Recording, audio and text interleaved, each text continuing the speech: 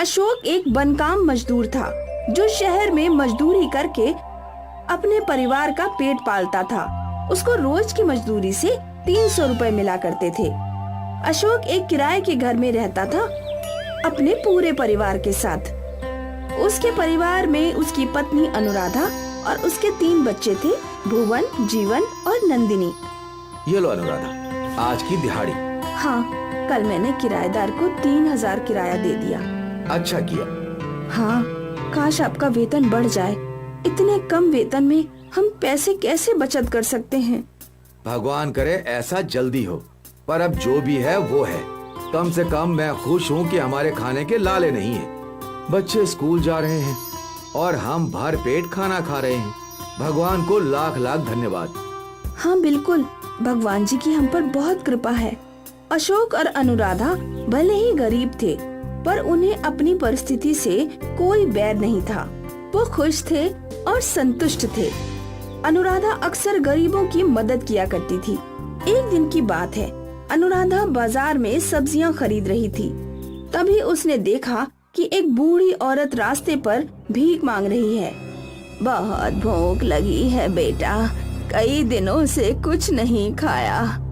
आसपास के लोग बूढ़ी औरत को देख रहे थे, पर कोई भी उसे पैसे नहीं दे रहा था। अम्मा, आपको बहुत भूख लगी होगी ना, आइए मेरे साथ। अनुराधा उस औरत को बगल के एक छोटे से ढाबे पर ले गई। भैया, अम्मा को पेट भर के खाना खिला दो, ये लो पैसे। अनुराधा ने ढाबे वाले को पैसे दे दिए और ढाबे वाले ने अम्मा को खाना खिला दिया। कई दिनों से भूखी अम्मा हड़बड़ी में खाना खाने लगी। अनुराधा वहीं पास बैठी थी। जब अम्मा ने पूरा खाना खा लिया, और कुछ चाहिए अम्मा? नहीं बेटा, पेट भर गया। भगवान तुम्हारा भला करे, तुम जुग जुग जियो, हमेशा खुश रहो। अनुराधा ने अम्मा के हाथ में कुछ और पैसे दिए। ये रखिए, आपको जब वापस भूख लगेगी कुछ खा लीजिएगा। शुक्रिया, तू बहुत अच्छी है बेटा, तेरे साथ कभी बुरा नहीं होगा। जब तुझे मदद की जरूरत होगी, तुझे मदद हमेशा मिलेगी। अनुराधा वहाँ से मुस्कुराकर चली गई। अनुराधा की तरह अशोक भी बहुत अच्छा था। वो भी लोगों की मदद कर दिया करता था। चाचा, मैं आपकी मदद कर देता हूँ। पर बेटा, ये बहुत भारी है। मजदूर के लिए ये कौन सा भारी होगा, चलिए। अशोक ने उस बूढ़े आदमी का सामान उसके घर तक पहुंचाया। शुक्रिया बेटा, तेरी बहुत मेहरबानी है। भगवान तेरा हमेशा अच्छा करे। अब मैं चलता हूँ चाचा।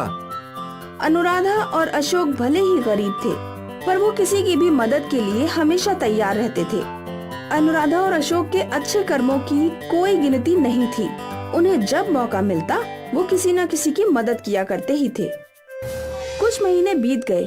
एक दिन अशोक एक बिल्डिंग का बनकाम कर रहा था। वो काफी ऊंचाई पर चढ़ा था और बदनसीबी से उसके पैरों के नीचे का बम्बू टूट गया और अशोक इतनी ऊंचाई से नीचे गिरा कि वो जख्मी था। जब उसे हॉस्पिटल ले जाया गया तो डॉक्टर ने उसकी पट्टी कर दी। भगवान का शुक्र है कि कोई गहरी चोट नहीं आई है। घुटने की एक हड्डी टूट गई है, जिसे जुड़ने में 2 से 3 महीने लग सकते हैं, पर तब तक इन्हें बिल्कुल भी काम नहीं करना होगा। 2-3 महीने? 2-3 महीने आराम करने की बात सुनकर दोनों सहम गए। अशोक तो एक दिहाड़ी वाला मजदूर था। उसे तो रोज काम के ही पैसे मिलते थे। 2-3 महीने अगर उसे घर पर बैठना पड़े तो उसका घर कैसे चलेगा? अब हम क्या कर सकते हैं? आप फिक्र मत कीजिए, मैं कुछ न कुछ काम ढूंढ लूंगी जिससे हमारा गुजर बसर तो हो ही जाएगा। और कोई रास्ता भी नहीं है। सोचा नहीं था भगवान ये दिन भी दिखाएगा। अशोक और अनुराधा के बचाए हुए पैसे इलाज में खर्च हो गए। अब उनके पास बहुत ही कम पैसे बचे। कुल मिलाकर अब 300 रुपए ही बचे हैं। इसमें तो बस 2-3 दिन का राशन ही आएगा। अब मुझे जल्दी काम मिल जाना चाहिए। कितने दिनों से मैं काम ढूंढ रही हूँ। भगवान करे मुझे जल्दी काम मिल जाए ताकि हम पर भूखे मरने की नौबत ना आए। हाँ, भगवान से यही प्रार्थना है। खैर, मैं इन पैसों से जो बन पड़ेगा ले आती हूँ। हाँ।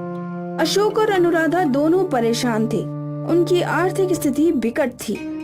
वो 300 रुपए लेकर अनुराधा बाजार गई। वहाँ उसने चावल, दाल और कुछ सब्जियाँ ले ली। अब अनुराधा के पास बस 10 रुपए बचे थे। वो घर लौट रही थी कि उसका ध्यान उसी बूढ़ी औरत पर गया। बहुत भूख लगी है बेटा, कई दिनों से कुछ नहीं खाया, कुछ खाने को हो तो दे दो। बेचारी, लेकिन आज इसे पेट भर के खाना खिलाने के लिए मेरे पास पैसे भी नहीं हैं, बस 10 रुपए हैं, इसमें क्या आएगा। अनुराधा ने यहाँ वहाँ देखा तो एक पकौड़े की दुकान थी। मुझे 10 रुपए के पकौड़े दे दीजिए। अनुराधा ने दुकानदार को 10 रुपए दिए और पकौड़े ले लिए। वो पकौड़े लेकर अनुराधा उस बूढ़ी औरत के पास गई। अम्मा, आज मैं तुम्हें पेट भर तो नहीं खिला सकती, पर ये खा लो। उस बूढ़ी औरत ने पकौड़ों के कागज को हाथ लगाया और बोली, आज ये पकौड़े तू अपने घर ले जा बेटी, समझ ले मैंने खा लिए, आज इस पर तेरा हक है। अम्मा, पर आपको भूख लगी है ना? वो बूढ़ी औरत मुस्कुराई और देखते ही देखते अनुराधा की आंखों के सामने से ओझल हो गई। अनुराधा हड़बड़ा गई। वो बूढ़ी औरत को यहाँ वहाँ ढूंढ रही थी, पर वो उसे कहीं नहीं मिली। फिर अनुराधा घर लौटी, अपने पति अशोक को ये सारी बातें बताई। ऐसे कैसे कोई गायब हो सकता है? पता नहीं, मैं भी हैरान थी। अच्छा, वो पकौड़े दिखाओ। अशोक ने पकौड़े का कागज खोला और दंग रह गया। कागज के अंदर सोने के पकौड़े रखे थे। सोना? इतना सारा सोना? ये सच है क्या? हाँ, पर कैसे? शायद उस बूढ़ी औरत की वजह से। उस रोज उन्होंने मुझे आशीर्वाद दिया था। शुक्रिया, तू बहुत अच्छी है बेटी, तेरे साथ कभी बुरा नहीं होगा। जब तुझे मदद की जरूरत होगी, तुझे मदद हमेशा मिलेगी। हाँ, तुम्हारी अच्छाई की वजह से हमें आज अपनी जरूरत के समय मदद मिली है अनुराधा। भगवान का लाख लाख शुक्रिया। इस दिन के बाद अशोक और अनुराधा की जिंदगी बदल गई। अशोक का इलाज हो गया और अब वो बनकाम मजदूर नहीं रहा।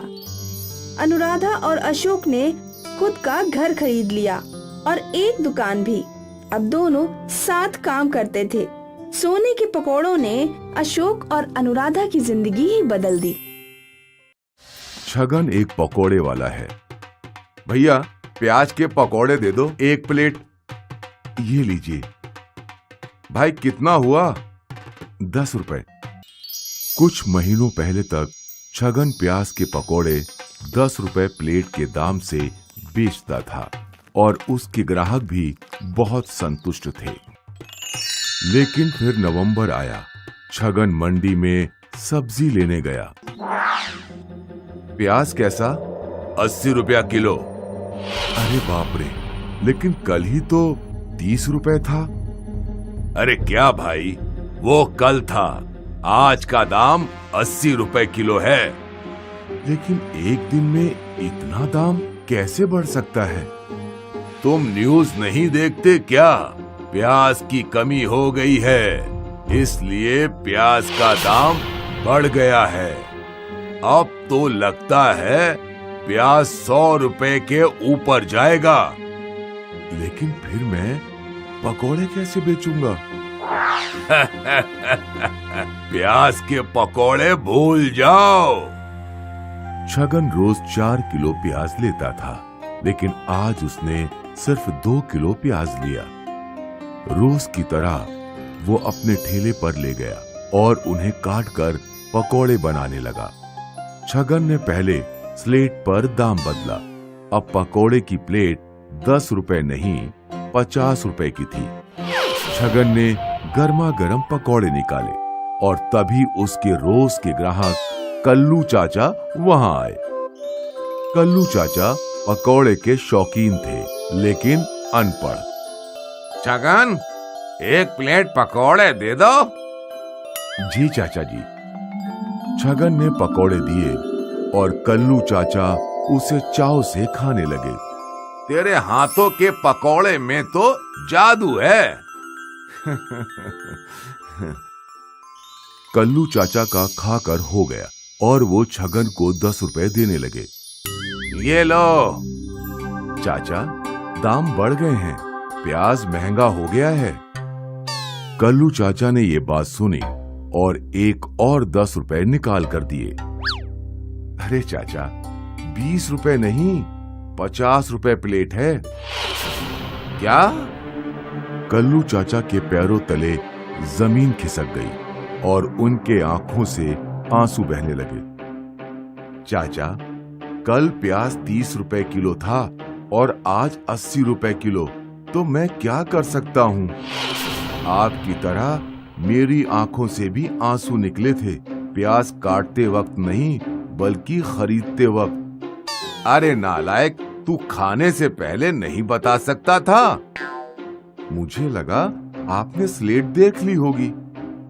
अरे उल्लू, 50 रुपए में तो मेरे पूरे दिन की बीड़ी और खाने का खर्च चल जाएगा। अब नहीं चाचा, महंगाई बढ़ गई है। अब 50 रुपए में आधा किलो प्याज भी नहीं आएगा। ये प्याज है या सोना? लगता है थोड़े दिनों में प्याज सोनार की दुकान पर मिलेगा। ऐसा क्या? हाँ चाचा, और क्या? दुकानदार बोल रहा था 150 रुपए से ऊपर दाम जाएगा प्याज का। बाप रे! अब कर भी क्या सकते हैं? तू नहीं कर सकता, लेकिन मैं तो कर सकता हूँ। क्या चाचा? अरे मैं किसान हूँ, प्याज उगा सकता हूँ। अभी प्याज बोता हूँ, फिर तू देख, अगले 1 साल में मेरे गांव में सबसे बड़ा बंगला होगा। हाँ चाचा, लेकिन मुझे कम दाम पर प्याज बेचना। हाँ हाँ, तू तो अपना बंदा है। आप 50 नहीं 30 रुपए ही दे दो, बाकी हम आपकी खेती होगी तब देख लेंगे। हाँ चल, अब मैं प्याज उगाने की तैयारी में लगता हूँ। प्याज के बढ़ते दाम देखकर लगता है कल्लू चाचा की तरह हर प्याज खाने वाले को खुद ही प्याज उगाना पड़ेगा। और वहाँ हमारे कल्लू चाचा चल पड़े।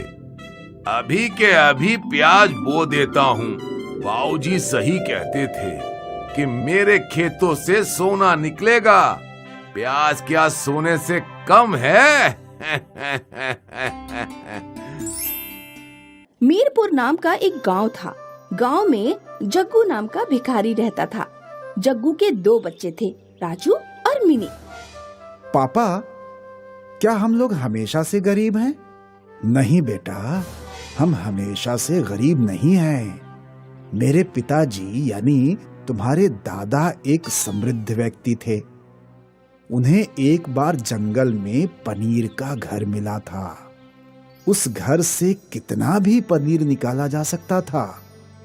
पिताजी जादुई पनीर घर से पनीर निकालकर पास वाले पूरे शहर में पनीर बेचा करते थे। पनीर बेचकर मेरे पिता काफी अमीर हो गए। लेकिन फिर एक दिन गांव के मुखिया कबीर सिंह को जादुई पनीर घर के बारे में पता चल गया।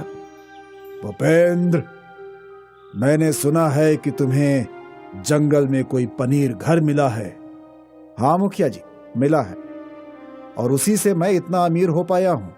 अब दौलत के मामले में कुछ ही दिनों में मैं तुम्हें भी पीछे छोड़ दूंगा। पूरी तहसील में जितनी भी डेयरियां हैं, उन सबको मैं ही पनीर सप्लाई कर रहा हूं। इस पूरे गांव की हर चीज पर सबसे पहले मेरा अधिकार है। तुमने मुझे बिना बताए जादुई पनीर घर से खूब कमाई की है, इसलिए तुम्हें इसकी सजा मिलेगी।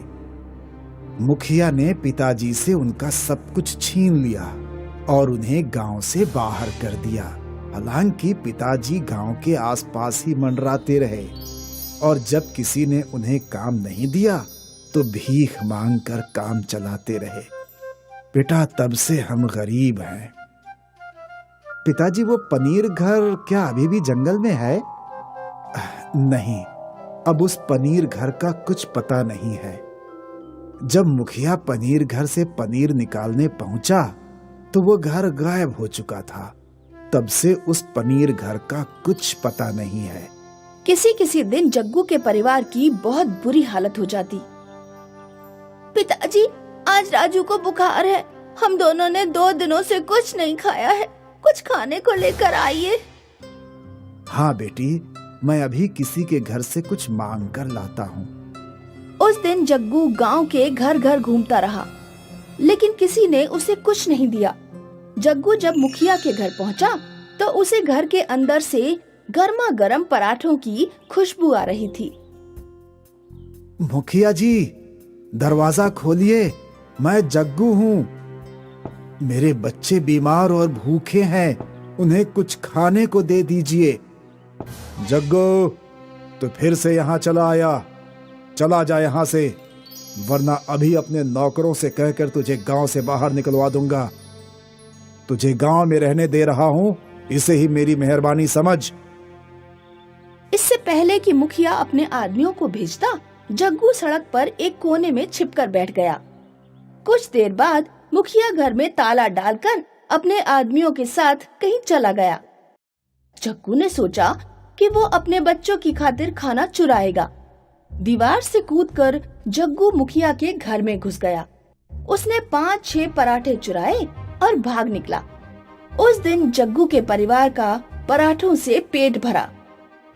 भरी दोपहरी में जब पूरे गांव में सन्नाटा था और जग्गू और उसके बच्चे सो रहे थे, तो अचानक किसी ने जग्गू के घर का दरवाजा तोड़ दिया। जग्गू और उसके बच्चे डर के मारे कांप गए। दरवाजे पर मुखिया और उसके आदमी डंडे लेकर खड़े हुए थे। जग्गू, तेरी इतनी हिम्मत बढ़ गई है कि तूने मेरे घर में घुसकर चोरी की। सीसीटीवी कैमरे में मैं तेरी सारी हरकतें देख कर आ रहा हूं। नौकरों, जग्गू की जमकर पिटाई करो और इन तीनों को गांव से बाहर फेंक दो। ऐसा कहकर मुखिया वहां से चला गया। मुखिया के दोनों नौकर जग्गू को बुरी तरह लाठियों से पीटने लगे। राजू और मिनी अपने पिता को इस तरह पिटते हुए नहीं देख पाए। दोनों ने अपनी अपनी गुलेल उठाई और मुखिया के आदमियों के सीधे सिर पर गुलेल से पत्थर मारा। दोनों आदमी अपना अपना माथा पकड़कर बैठ गए। अरे मार डाला रे! पिताजी, जल्दी भागिए! तीनों लोग घर छोड़कर जंगल की तरफ भागे। मुखिया के दोनों आदमी उनके पीछे पीछे भागे। जग्गू कहाँ तक भागेगा? तुझे और तेरे बच्चों को मैं छोड़ूंगा नहीं। मुखिया के दोनों आदमी घायल शेरों की तरह जग्गू और उसके बच्चों के पीछे भाग रहे थे।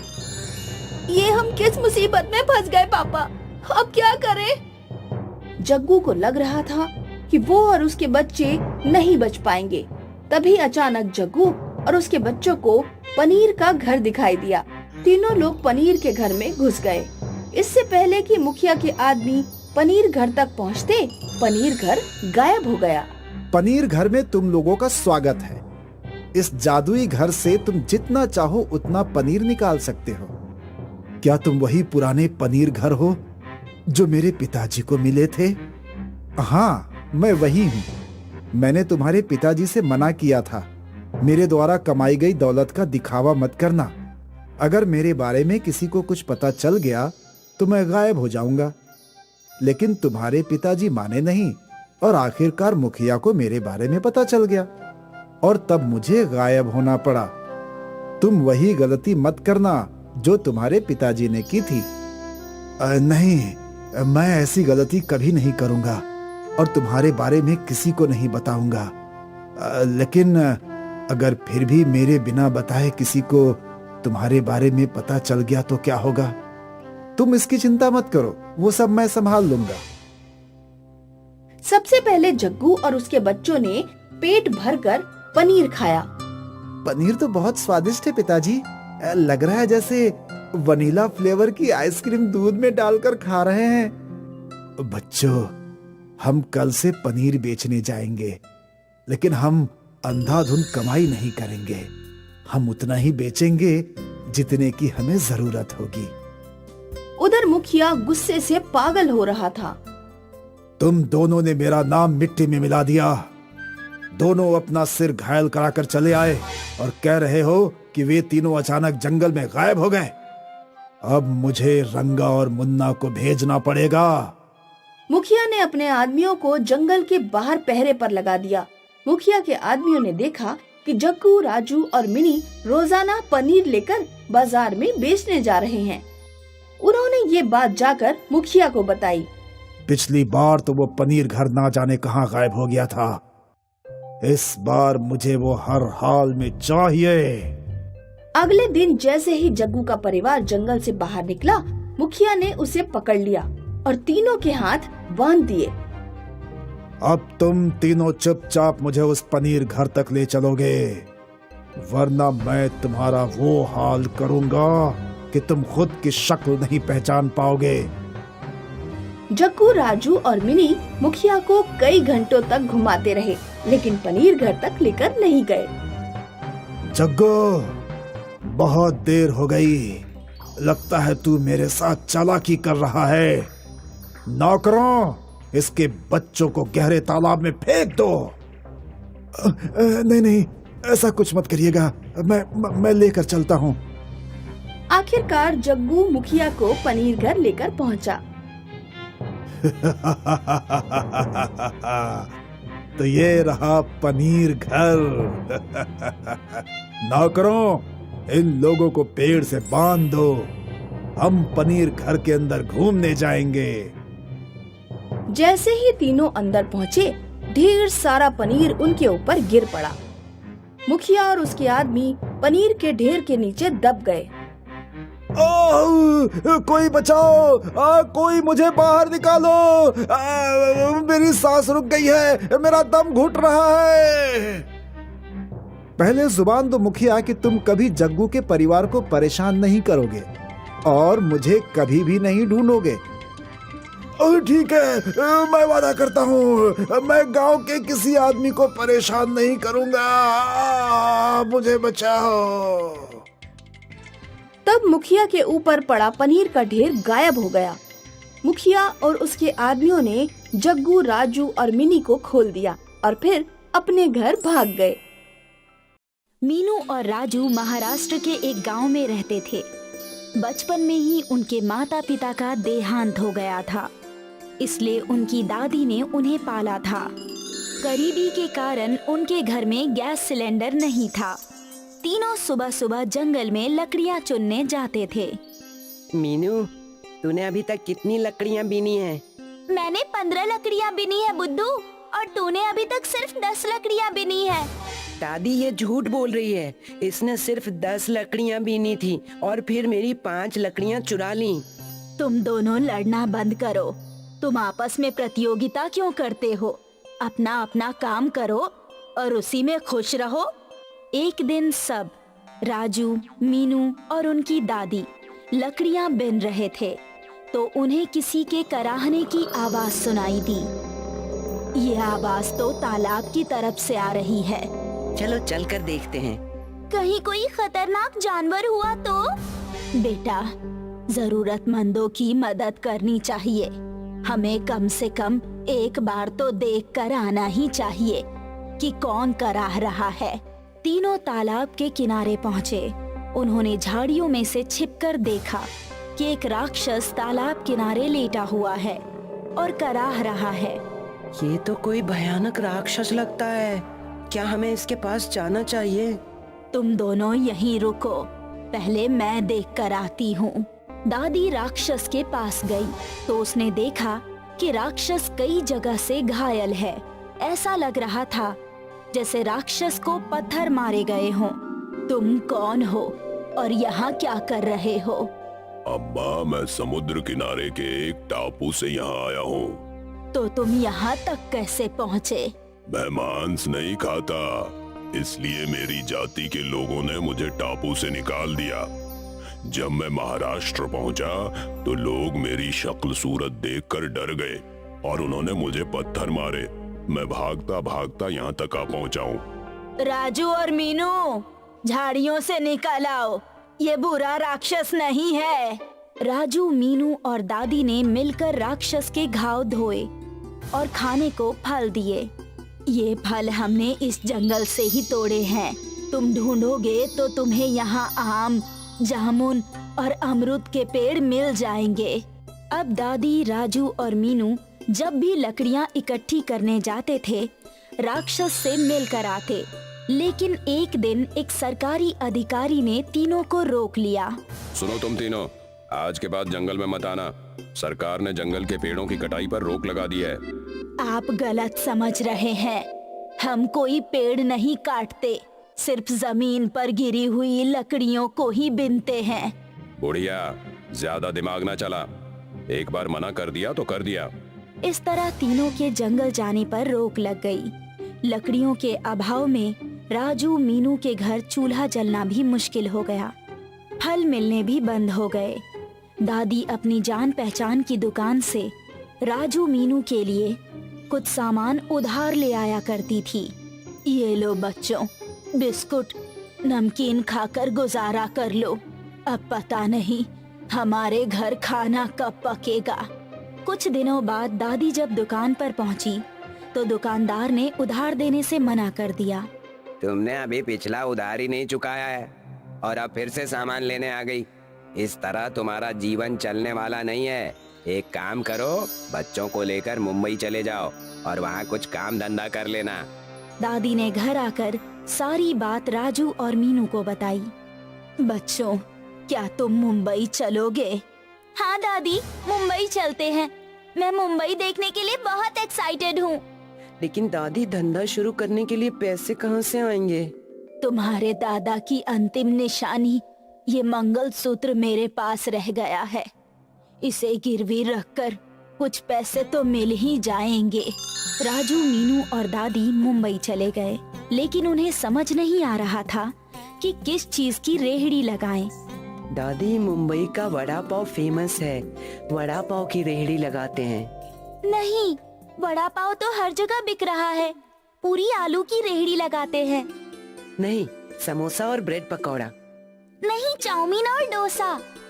चाउमीन की रेहड़ी लगाएंगे क्योंकि चाउमीन के ठेले यहाँ कम हैं। उधर राक्षस जंगल में परेशान हो रहा था। वो जंगल में राजू, मीनू और दादी का इंतजार कर रहा था। समझ नहीं आ रहा, ये राजू, मीनू और दादी अब मुझसे मिलने क्यों नहीं आते? कहीं वो मुझसे डर तो नहीं गए, या फिर कहीं वे नाराज तो नहीं हैं? मुझे कम से कम एक बार उनसे मिलने जाना चाहिए। एक दिन राक्षस ने जंगल के बाहर निकलने की कोशिश की, लेकिन सरकारी अधिकारी की नजर उस पर पड़ गई। वो बंदूक लेकर राक्षस के पीछे दौड़ा। राक्षस तालाब में घुस गया और उसने पानी में सांस रोककर अपनी जान बचाई। अधिकारी जब चला गया तो राक्षस बाहर आया।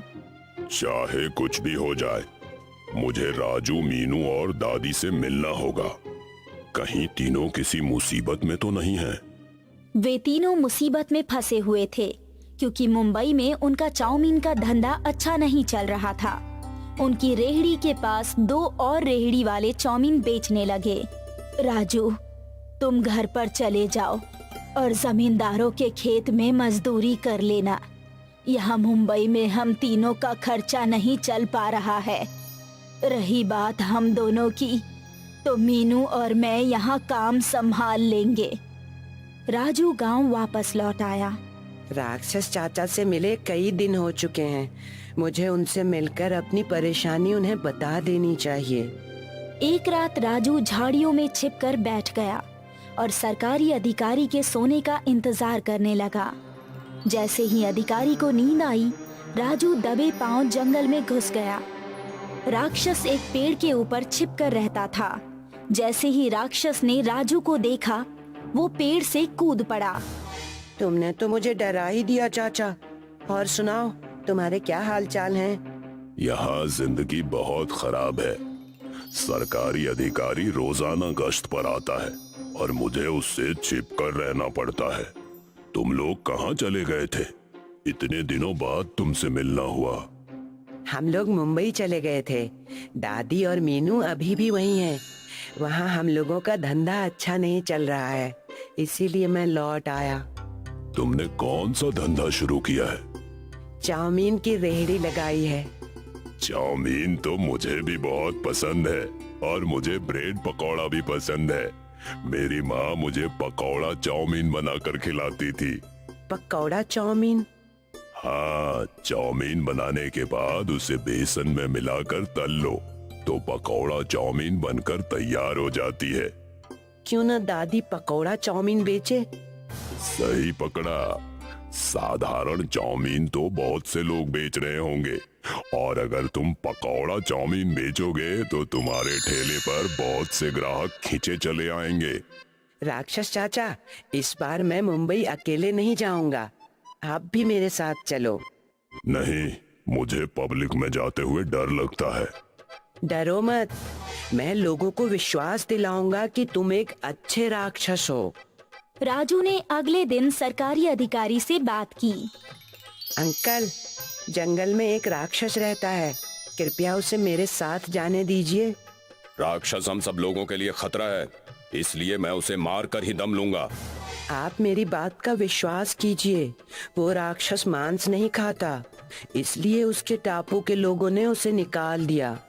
जब वो इंसानों के बीच पहुंचा तो हम इंसान उससे डर गए और उस पर पत्थर फेंकने लगे। लगता है राक्षस के साथ बहुत अन्याय हुआ है। ठीक है, तुम राक्षस को ले जा सकते हो। इस तरह राजू ने राक्षस को जंगल से बाहर निकाला। सारे गांव वाले राजू को राक्षस के साथ देखकर दंग रह गए। राजू राक्षस को मुंबई ले आया और उसने राक्षस को रेहड़ी पर खड़ा कर दिया। अब रेहड़ी पर बहुत से लोग आने लगे। वे राक्षस का दर्शन करते और पकौड़ा चाउमीन खाते। इस तरह राजू, मीनू और दादी के पास से पैसों की कमी दूर हो गई और वे खुशहाल जीवन बिताने लगे। अगर उन तीनों ने राक्षस की मदद न की होती तो आज वे राक्षस के दम पर पैसे नहीं कमा पाते। तभी तो कहते हैं, अच्छे कर्मों का अच्छा फल अवश्य मिलता है।